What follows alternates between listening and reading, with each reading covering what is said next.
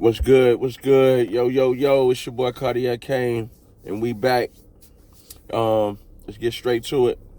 Over the weekend, we had lot of things going on. We had the Drake Taylor Made dish, and also we had the Chris Brown response dish from Quavo's Tender. This long-standing beef been going on for a little minute, but Chris Brown responded in a scathing dish. You know, a lot of people said that Quavo got bodied by an R&B singer. Um, we all know Chris Brown got bars, um, so I give it an A for effort. It was a hard diss track, but now we got Quavo responding, and on top of that, Quavo responds with the help of Takeoff, RP Takeoff. But yeah, Quavo responds with the help of a Takeoff. Even though Chris Brown already said that Takeoff was the best Migo out of the three. Um, when I look at it, Quavo took the assist with Takeoff to just maybe let it be known that whether or not Take is here or Take's not here, Take was going to ride with Quavo either way. That's what I get from it. And they're trading bars on there. Just talking about the song is called Over Hoes and Bitches. Basically, niggas beefing over hoes and bitches. That's been going on since the test of time, and that's not gonna change. Most niggas in the graveyard over a female. That's just the way it is. And the female, if you don't know, the female or one of the females that they're beefing over is Sweetie. But it might be a whole bunch. Because in them Hollywood stars and them entertainers, they kind of share the same females or swap them out or exchange. But I know the two females that they have had relations with or some type of affiliation with is Sweetie and Karrueche. And from my understanding, Karrueche used to date Chris Brown. After their breakup, Quavo swept in, and they had a little brief romance, or they were seen together. I don't think it was nothing too serious, but Quavo, Honcho, stepped in, and had his way with her, whether it was just a night on the town or more than that. That's what happened, and maybe that's what started the animosity between the two. So Chris Breezy probably felt like he had to get back. It seems like Sweetie is the type of female that's all for the games. You know what I'm saying? And while Quavo and Sweetie were dating, seems like Chris Brown might have had his way with Sweetie. And if y'all don't realize, let that be a lesson, man, to y'all when you sit back and analyze it. You already know that Sweetie was aware of the Karrueche, Chris Brown, and Quavo triangle. So when the Sweetie, Chris Brown, and Quavo triangle came to play, she was aware of what happened in the past, and she was all game for it. So y'all dudes can't be really putting the next man at fault when the female really has the power to press the go button. Y'all got to see that. But hey, when testosterone involved and you got dudes with money and power feel like, hey, they gonna beef about whatever they want to beef about. But in the midst of that, they beefing over Sweetie when Sweetie was just in a relationship with YG, for a while. She a pass around. She might be a hot thing, but she's still a pass around.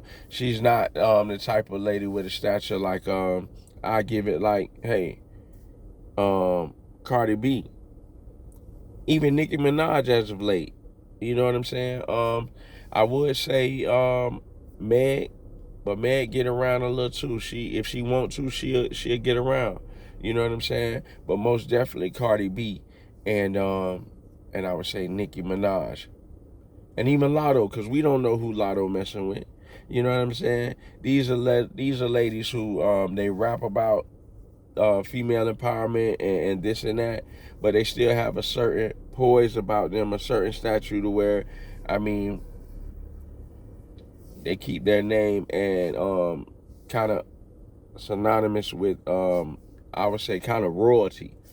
You know what I'm saying? They don't want to take down their value for clout or notoriety. You know what I'm saying? They can rap about whatever, but what they show to the public,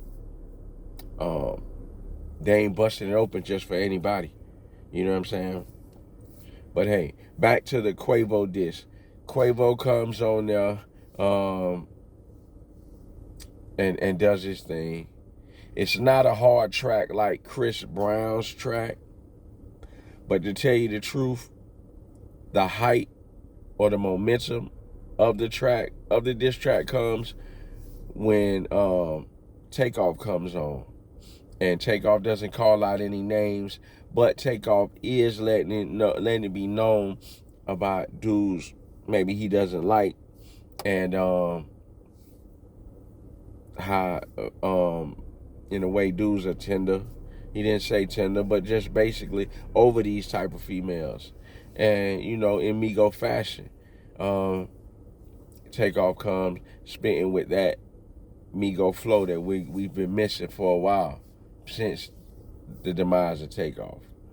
But when Quavo comes in, he comes in and addresses all type of things that were said in the diss track with Chris Brown. One, from when Chris Brown alleged that Quavo, beat up Sweetie in the elevator, which we seen parts of that video.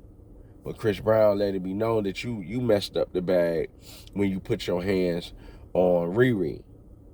That was a pretty appropriate rebuttal. We all knew that was coming. He called him a junkie. Quavo called Chris Brown a junkie. A fake Mike Jackson. He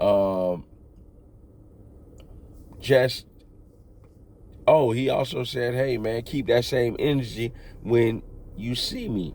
Now Quavo, I hope that you got some hands, because Chris Breezy, he dance, he move around, he's very athletic. We would hate to see you get ragdolled in the public. And I really mean that, man, because I kind of rock with y'all amigos and everything. I don't want to see you get diss ragged on camera over some rap disses. You know what I'm saying? That will really take it down. Or I wouldn't want to see Chris Brown try to run up on Quavo, and in the midst of all that, something bad happens. You know what I'm saying? You know, it's already post-traumatic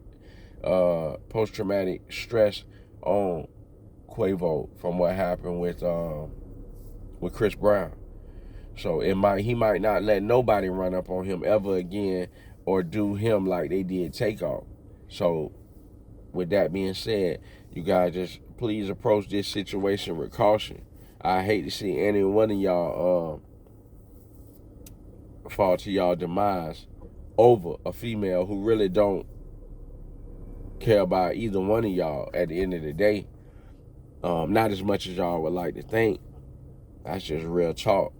The diss track, it was okay. It was needed. I respect it more that he did respond in a timely fashion than just let it just go by, you know. So I respect that. We all know that Quavo is not really that type of rapper for the disses, but he came back and he set the record straight and let it be known, hey, we could do whatever. It's early morning, excuse me. But he said we could do whatever. And he also stated that he wants get back for the person that killed Takeoff.